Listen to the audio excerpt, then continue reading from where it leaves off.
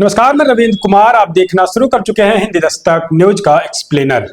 उत्तर प्रदेश की राजनीति में फिर से एक बार दोस्तों हलचल हुई है और ये हलचल इसलिए हुई है कि बीएसपी सुप्रीमो मायावती जी को दोस्तों दिल्ली में एक टाइप का बंगला सरकार ने अलॉट किया है।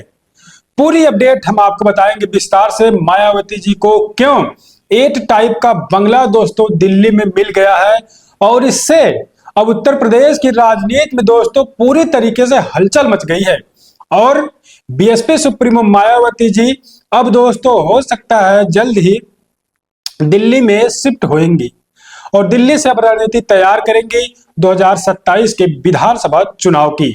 तो पूरी अपडेट पर हम आपको अपडेट करेंगे। गुजारिश करेंगे, अगर आप हिंदी दस्तक न्यूज चैनल पर पहली बार आए हैं, पहली बार इसको देख रहे हैं, तो दोस्तों हिंदी दस्तक न्यूज चैनल को सब्सक्राइब कर वीडियो को लाइक कर लीजिए, वीडियो को शेयर कर लीजिए। तो आइए हम आपको बताते हैं पूरी अपडेट विस्तार से और जानने का प्रयास आप करिएगा और वीडियो देखने के बाद अपनी पूरी प्रतिक्रिया हमको जरूर दीजिएगा। आप देखिए दैनिक भास्कर की रिपोर्ट, यूपी चुनाव से पहले मायावती को क्यों मिला बड़ा बंगला, अखिलेश को बताया दुश्मन। तो दोस्तों बीएसपी सुप्रीमो मायावती जी एक राष्ट्रीय पार्टी के राष्ट्रीय अध्यक्ष हैं और अब इनको एक टाइप का बंगला मिल चुका है जो दिल्ली में doctor APJ Abdul Kalam road पर स्थित है। इस बंगले को बीएसपी सुप्रीमो मायावती जी को अब अलॉट कर दिया गया है। 2025 में मई के महीने में बीएसपी सुप्रीमो मायावती जी ने दोस्तों दिल्ली के लोधी स्टेट का बंगला नंबर 35 खाली कर दिया था उन्होंने और ये बंगला बीएसपी सुप्रीमो मायावती जी ने लोधी स्टेट बंगला नंबर 35 उन्होंने इसलिए खाली किया था कि बगल में ऐसा बताया गया था कि बगल में एक विद्यालय, एक स्कूल है और उस स्कूल की वजह से एक राष्ट्रीय पार्टी की राष्ट्रीय अध्यक्ष को कुछ न कुछ खतरा का संदेह था, शंका थी। इसलिए बीएसपी सुप्रीमो मायावती जी ने उस बंगले को खाली कर दिया था। एक खाली करने की जो तिथि दोस्तों 2025 मई के महीने में बीएसपी सुप्रीमो मायावती जी ने इस बंगले को खाली किया था और अब 2026 में फरवरी के महीने में बीएसपी सुप्रीमो मायावती जी को दिल्ली में doctor APJ Abdul Kalam road पर स्थित एट टाइप के बंगले को बीएसपी सुप्रीमो मायावती जी को दे दिया गया है और अब बीएसपी सुप्रीमो मायावती जी कुछ ही दिनों में हो सकता है दिल्ली में जाकर शिफ्ट हो जाएंगी और अब दिल्ली से बीएसपी सुप्रीमो मायावती जी दोस्तों रणनीति तैयार करेंगी। और बहुत सारे लोग मैं देख रहा हूं सोशल मीडिया पर अब अपडेट चल रही है बीएसपी के खिलाफ और बहुत सारे चैनल भी चला रहे हैं कि बीजेपी से बीएसपी का कुछ सांठगांठ है जो किसी को समझ में नहीं आ रहा है। बीएसपी सुप्रीमो मायावती जी ने ऐसी अपडेट चलाई जा रही है कि मायावती जी ने 2025 9 अक्टूबर को समाजवादी पार्टी कांग्रेस पर हमला बोलते हुए वहीं बीएसपी सुप्रीमो मायावती जी ने योगी आदित्यनाथ को धन्यवाद ज्ञापित किया था। दोस्तों हम लोग उस समय वहां मौजूद थे, लेकिन आप समझे कि बसपा की खबर को किस प्रकार से जो बीएसपी विरोधी लोग हैं, जो ये नहीं चाहते हैं कि बसपा शासन सत्ता में आए, वो लोग बसपा की खबर को तोड़ मरोड़ कर पेश करने का प्रयास करते हैं। बीएसपी सुप्रीमो मायावती जी ने उस समय धन्यवाद बोला था और उन्होंने इसलिए बोला था कि कार्यक्रम 9 अक्टूबर को था कांशीराम जी का परिनिर्वाण दिवस। उसको लेकर बीएसपी सुप्रीमो ने एक चिट्ठी लिखी थी कि वहां पर जो स्मारक में टूटी फूटी टाइल्स वगैरह है, पत्थर है, वहां पर जो काम होना है, जो पेंटिंग छूट गई है, उसकी सरकार मरम्मत करवा दे, उसको थोड़ा सही करवा दे, डेंटिंग पेंटिंग करवा दे।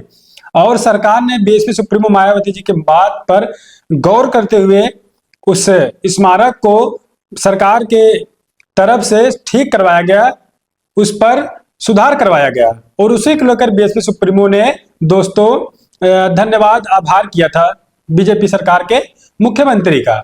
और उसके बाद बीएसपी सुप्रीमो मायावती जी ने उसी समय उन्होंने भी कहा था सरकार राशन के नाम पर लोगों के साथ सही नहीं कर रही, राशन देकर उनके हक अधिकार को कहीं न कहीं मार रही, जो शिक्षा उनको मिलनी चाहिए, तमाम मुद्दों पर बीजेपी को घेरने का भी बीएसपी सुप्रीमो मायावती जी ने काम किया था उस समय। लेकिन इस खबर को, इस क्लिप को नहीं चलाया गया और आज तक इसी अपडेट को 9 अक्टूबर की रैली में बीएसपी सुप्रीमो की स्पीच को आज भी लोग, बहुत सारे मेन स्ट्रीम मीडिया के लोग तोड़ मरोड़ कर पेश कर रहे हैं दोस्तों, लेकिन बसपा के लोग इस पर बहुत खामोश है, जो कि उनको इसका नतीजा दोस्तों 2027 के विधानसभा चुनाव में देखने को मिल सकता है। क्योंकि अगर आप बसपा के लोग इस प्रकार से खामोश रहेंगे, ऐसे मीडिया चैनल्स पर दोस्तों जवाब नहीं देंगे, तो कहीं न कहीं जो आम लोग हैं उन पर गलत इफेक्ट पहुंचेगा, गलत असर पहुंचेगा और कहीं न कहीं बसपा को खामियाजा इसका भुगतना पड़ सकता है। तो दोस्तों बड़ी जानकारी है कि बीएसपी सुप्रीमो मायावती जी को अब टाइप 8 का बंगला दिया गया, क्योंकि वो राष्ट्रीय पार्टी की एक राष्ट्रीय अध्यक्ष है दोस्तों। उनका वोटर पूरे देश में है, वोट परसेंटेज उनका अभी भी है राष्ट्रीय पार्टी का, और मायावती जी को अब टाइप 8 के बंगले मिलने के बाद राजनीतिक गलियारों में हलचल है और तमाम लोग कह रहे हैं कि बीजेपी से साठगांठ है। तो आप क्या सोचते हैं दोस्तों पूरी अपडेट पर? लेकिन बीएसपी सुप्रीमो आप देखते हैं लगातार बीजेपी पर हमलावर होती है दोस्तों, चाहे वो बैठक करें या फिर ट्वीट करें, कभी न कभी वो आ जाता है कि बीजेपी पर किसी न किसी मुद्दे को लेकर हमलावर हो जाती है। लेकिन मीडिया इसको नहीं चला रहा है और मीडिया कह रहा है कुछ साठगांठ है। क्या साठगांठ है आप बताइएगा, और लगातार हम आपके लिए ऐसे निष्पक्ष अपडेट लेकर आने का प्रयास करते हैं दोस्तों। और बहुजन समाज पार्टी की अपडेट मैं ज्यादा दिखाता हूं। बहुत सारे लोग कहते हैं कि आप बसपा के रिपोर्टर हैं, बसपा के पत्रकार हैं, उसका पत्रकारिता करते हैं।